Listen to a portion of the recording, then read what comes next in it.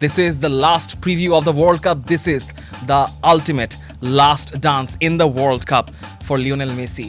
19 বছর আগে যে ছবিটা তিনি এইভাবে তুলেছিলেন একটা ইউনিসেফের ফটোশুটের জন্য, সেটা ঠিক 19 বছর পর এসে এতটা প্রফেটিক হয়ে যাবে, সেটা ফুটবলের ফোকলোরে যারা গল্পগুলো লেখেন জানেন। 2022-এর স্ক্রিপ্টটা লিখেছিলেন, তারা কখনো ভাবেন নাই সেই মাত্র 6 মাসের Lamine Yamal will be playing against Lionel Messi, যিনি তাকে নিজ হাতে গোসল করিয়েছিলেন সেই ফটোশুটের জন্য, and that also in a World Cup final 2026 সালের ফাইনালটা স্পেন ভার্সেস আর্জেন্টিনা। আপনি দেখবেন মেটলাইফ নিউ জার্সি স্টেডিয়াম থেকে বাংলাদেশ সময় রাত 1টা বাজে।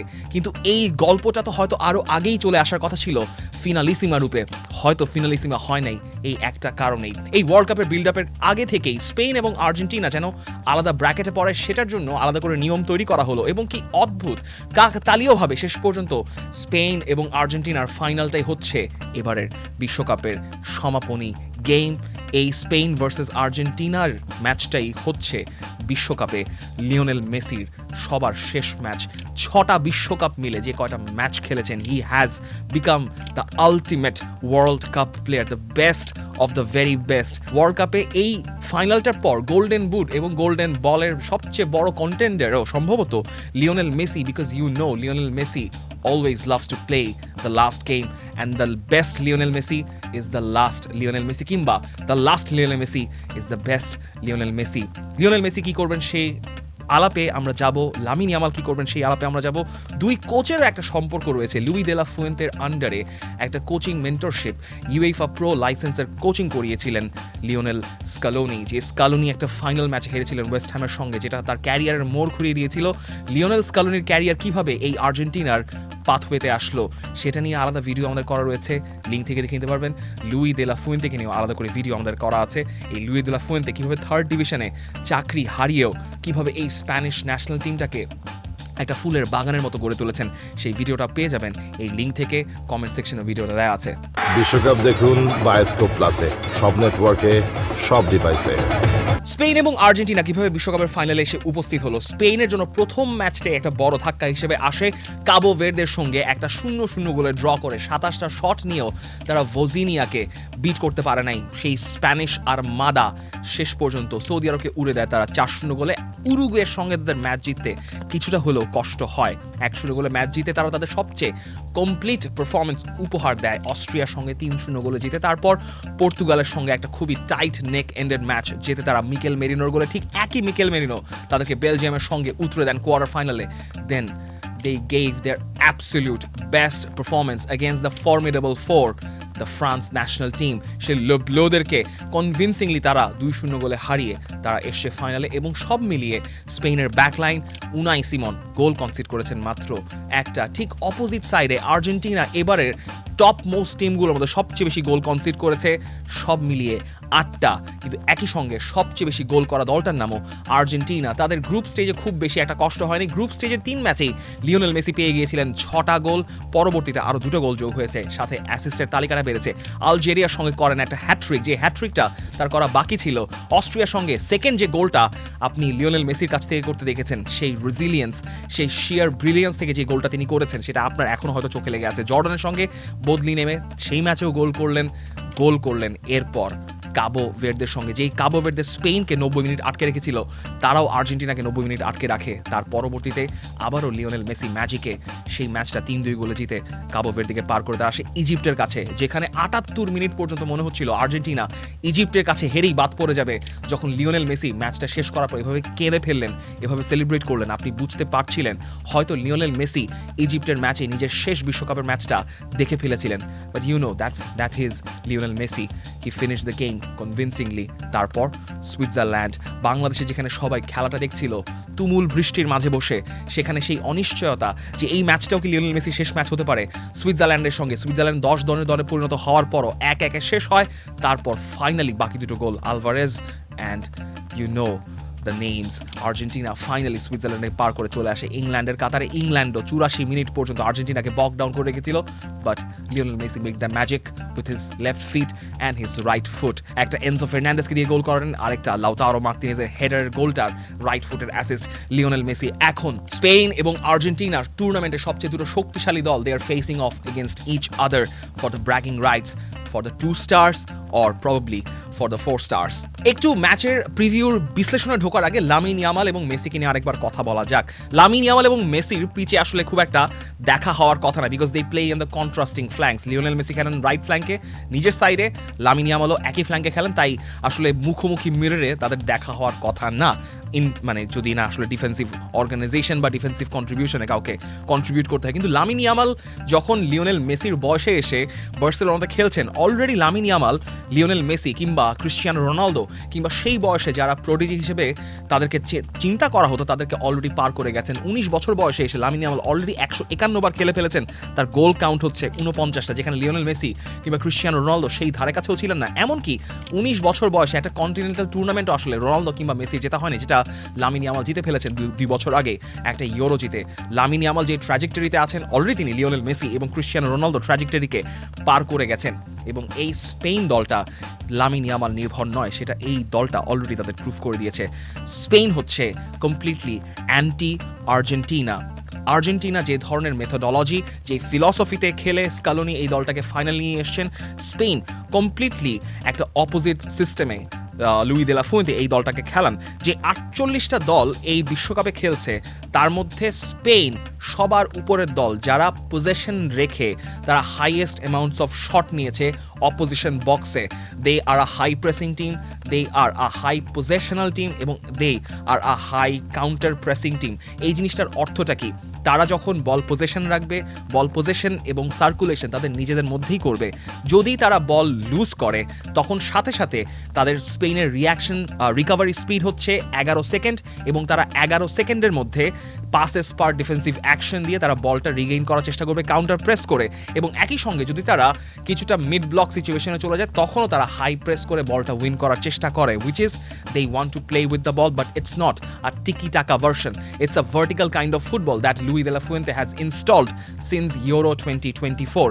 এই ভার্টিক্যাল ফুটবলের মূল লক্ষ্য হচ্ছে আপনি পজেশন যখন রাখছেন, পজেশনটা একটা পারপাস অর্থাৎ একটা লক্ষ্য নিয়ে আপনি পজেশন রাখছেন, এবং এই পজেশন মেট্রিকটা ঠিক করানোর জন্য সবচেয়ে বড় নামটা হচ্ছেন রদ্রি। যেই রদ্রি সম্ভবত ইউরো 2024-এ যে পারফরমেন্স দিয়ে তিনি একটা ব্যালন ডর জিতেছিলেন, সেই ব্যালন ডর ওয়ার্দি পারফরমেন্সকেও তিনি হয়তো ছাড়িয়ে যাচ্ছেন, বিকজ তিনি যে পরিমাণ পাসেস কমপ্লিট করেছেন এবারের ওয়ার্ল্ড কাপে 655টা, সেটা 1966 সাল থেকে ওয়ার্ল্ড কাপের মেট্রিক্স যখন রেকর্ড করা শুরু হয়েছে তার মধ্যে হাইয়েস্ট অ্যামাউন্টস অফ পাসেস তিনি কন্ট্রিবিউট করেছেন। Rodri place for Manchester city, তিনি হয়তো রিয়াল মাদ্রিদে খেলতেও পারেন, কিন্তু দেয়ারস ওয়ান বার্সেলোনা কিড পাও কুবার্সি, যিনি সম্ভবত এবার ওয়ার্ল্ড কাপের মোস্ট ইয়াং প্লেয়ার যেই খেতাবটা রয়েছে, বেস্ট ইয়াং প্লেয়ারের ট্যালেন্টের প্রাইজটা জিতে যেতে পারেন, বিকজ তিনি এরপরে রদ্রির পরে অবস্থান করছেন 550টা কমপ্লিটেড পাস দিয়ে। পাসের কমপ্লিশন রেট 93.6%। যেরকম পাও কুবার্সি পাস কমপ্লিট করছেন, ঠিক তেমনি তিনি প্রোগ্রেসিভ পাসেস এবং প্রোগ্রেসিভ ক্যারির সংখ্যাও তার অনেক বেশি। তিনি যে পরিমাণ ব্যাকলাইন থেকে বল বের করে সামনে এগিয়েছেন, that is quite amount of highest.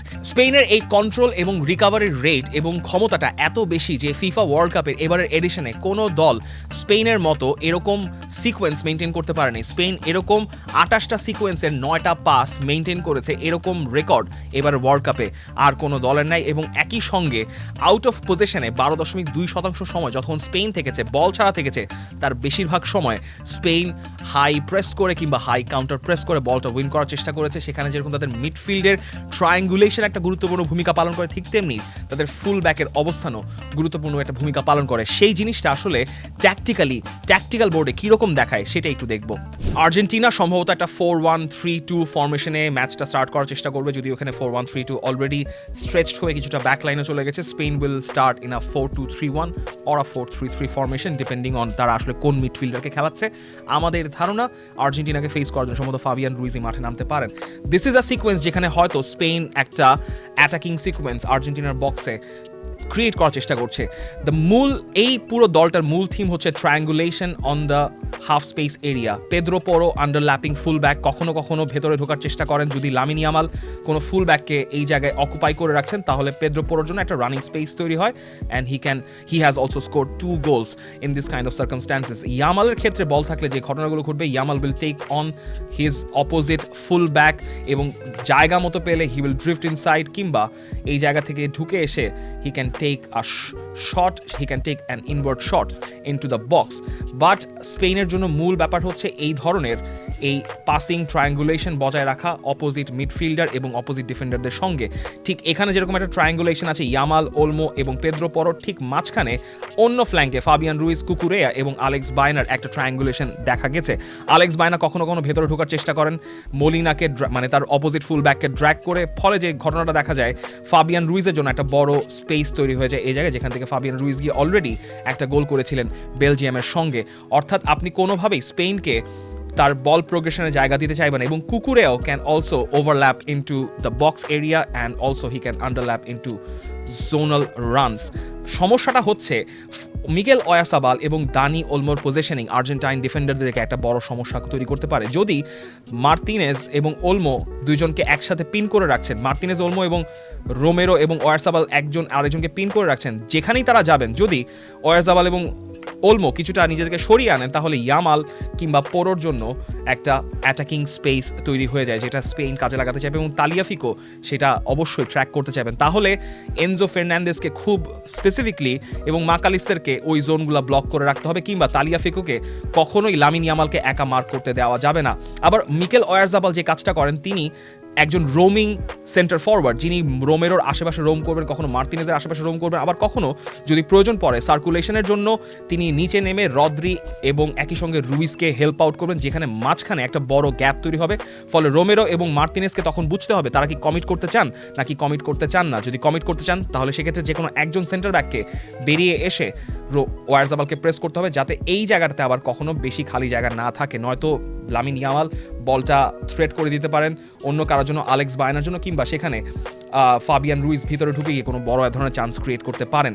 Spain দলটার আরেকটা বড় সুবিধা হচ্ছে রদ্রি, রুইজ এবং ওয়ারসাবাল এবং একই সঙ্গে দানি ওলমো, তারা যখন একসঙ্গে মুভ করছেন ক্রিয়েট আ প্রক্সিমিটি, একটা ল্যাডারের মতো, যাতে যখন পাসগুলো থ্রেট করা হচ্ছে তারা যেমন একই সঙ্গে মুভ করেন, ঠিক একই সঙ্গে ওয়ারসাবাল নিচে থেকে মানে উপর থেকে নিচে নেমে এসে তিনি তাদেরকে বিল্ড আপ করার জন্য হেল্প করেন। যদি পাস লুজ করার সম্ভাবনা তৈরি হয়, বল লুজ করার সম্ভাবনা তৈরি হয়, the ball goes to Rodri and Rodri can recirculate through Mikel Oyarzabal অথবা ফাবিয়ান রুইজ, কুকুরে এবং বায়না। দেন স্পেন একটা হর্স শুইং এর মতো একটা ঘটনা ঘটবে, যে এক ফ্ল্যাঙ্ক থেকে আরেক ফ্ল্যাঙ্কে যাওয়ার মতো অবস্থা তৈরি হতে পারে। বাট হর্স শুইং করে স্পেন বসে থাকে না, তারা মাঝখানে পেনেট্রেট করার চেষ্টা করে, এবং যদি বল লুজ করে তাহলে সেক্ষেত্রে কাউন্টার প্রেস করে আর্জেন্টিনাকে তারা বলের পজিশনে অত একটা জায়গা দিবে না।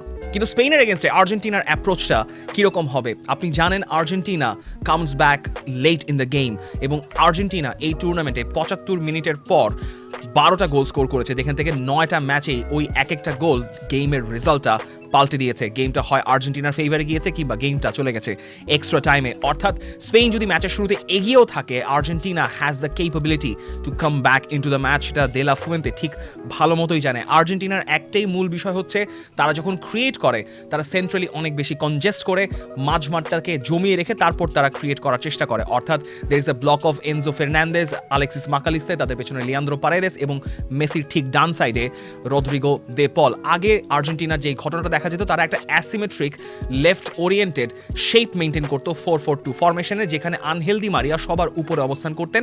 এখন পুরো জিনিসটা ঘটে গেছে উল্টোভাবে। এখন তারা রাইট সাইডে কিছুটা অ্যাসিমেট্রিক ফরমেশন মেনটেন করে, যেখানে লিওনেল মেসি সেন্ট্রাল জোন থেকে ড্রিফট করে রাইট ওয়াইড স্পেসে বা রাইট হাফ স্পেস জোনগুলোতে চলে যান, এবং তাদের উইথগুলো দেয় বেসিক্যালি তাদের দুই ফুল ব্যাক তাগলিয়াফিকো এবং মলিনা। কখনো কখনো সেই জায়গাতে আপনি জুলিয়ানো সিমিওনেকে এক ম্যাচ খেলতে দেখেছেন আর্জেন্টিনার সঙ্গে।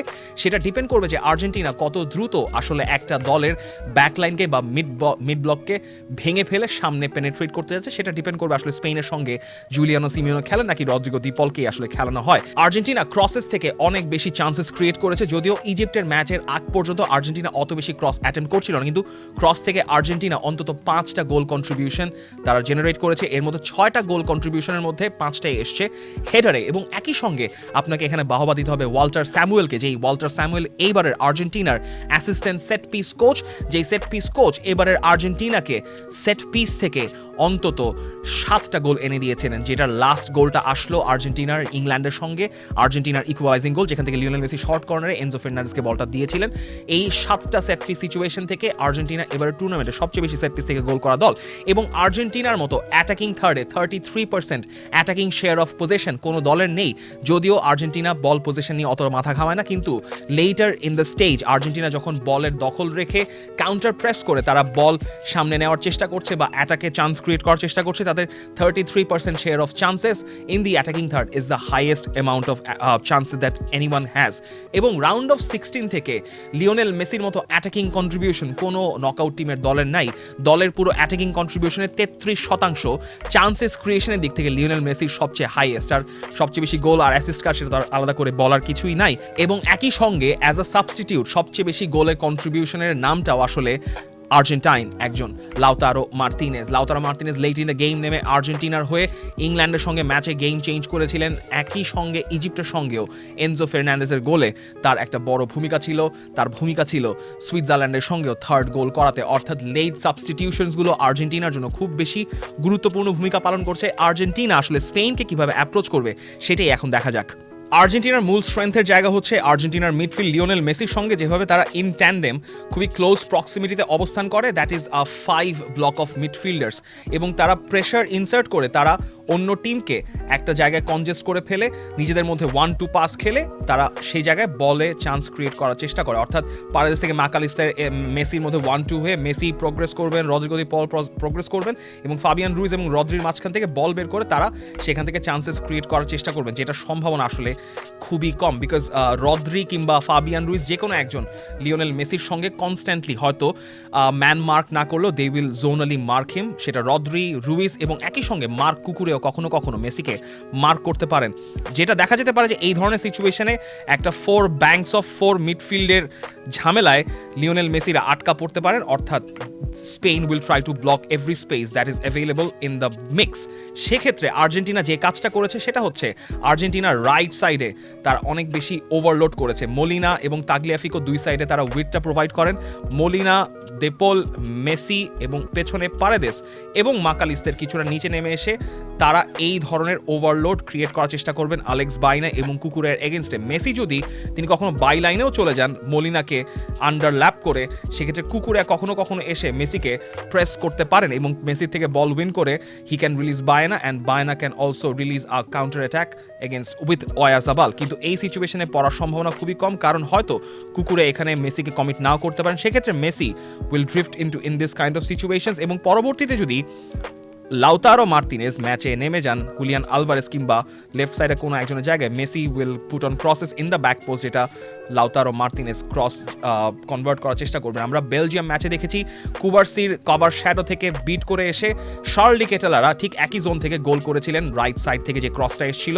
লাউতারো মার্তিনেজ ইন গেম সিচুয়েশনে পরবর্তীতে সেকেন্ড হাফে খুব বড় গুরুত্বপূর্ণ ভূমিকা পালন করবে এবং একই সঙ্গে তাগলিয়াফিকোকে যদি বসিয়ে নিকো গনজালেসকে নামানো হয়, Nico Gonzalez can right come back down and up in a very frenetic speed. সেক্ষেত্রে পেদ্রো পরো এবং গনজালেসের একটা ভালো ব্যাটল হতে পারে, বাট একই সঙ্গে ব্যাটল তো হতে পারে মিকেল মেরিনো এবং ফেরান তরেস নামলেও, বিকজ ফেরান তরেসের late run in the box, Mikel মেরিনোর late run in the box. আর্জেন্টিনার যখন ব্যাকলাইনটা কিছুটা রিঅ্যাক্টিভ হয়ে যাবে, কারণ ওয়ারজাবালকে যদি বলে রিলিজ করে দেওয়া যায় বা লামিন ইয়ামালকে যদি বলে রিলিজ করে দেওয়া যায়, মার্তিনেজ এবং রোমেরোকে লামিন ইয়ামালকে ট্র্যাক করতে অনেক বেশি বেগ পেতে হবে and Argentina can face a counter attacking situation. But Argentina somehow যদি লিওনেল মেসিকে এই জোনে অপারেট করতে দিতে পারে।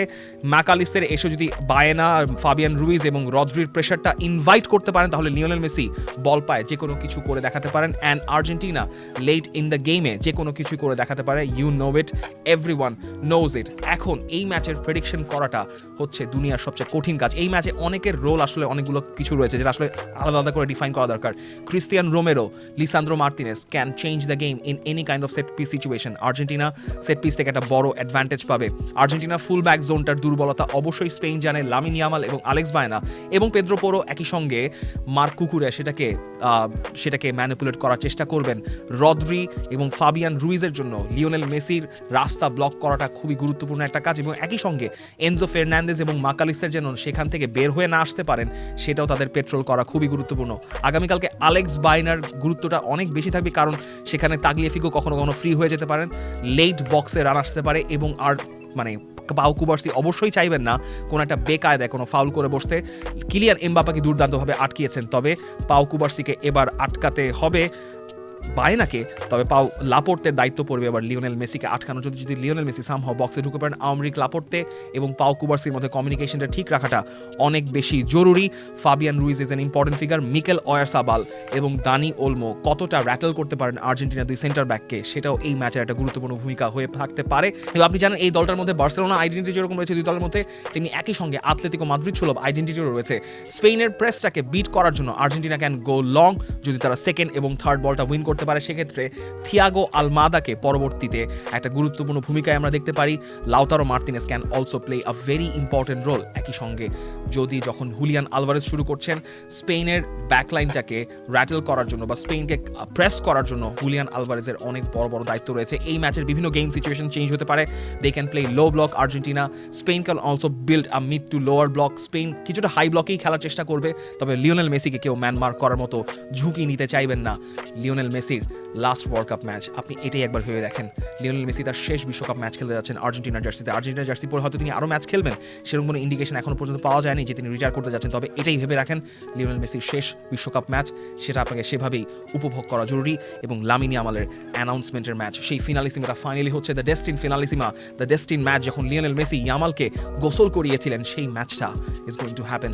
স্পেন ভার্সেস আর্জেন্টিনা ম্যাচে কোন গুরুত্বপূর্ণ মোমেন্টে কী হতে পারে জানাতে পারেন কমেন্ট সেকশনে। ম্যাচের প্রেডিকশন করার যাদের সাহস রয়েছে তারাও প্রেডিকশন করে জানিয়ে দিন কমেন্ট বক্সে।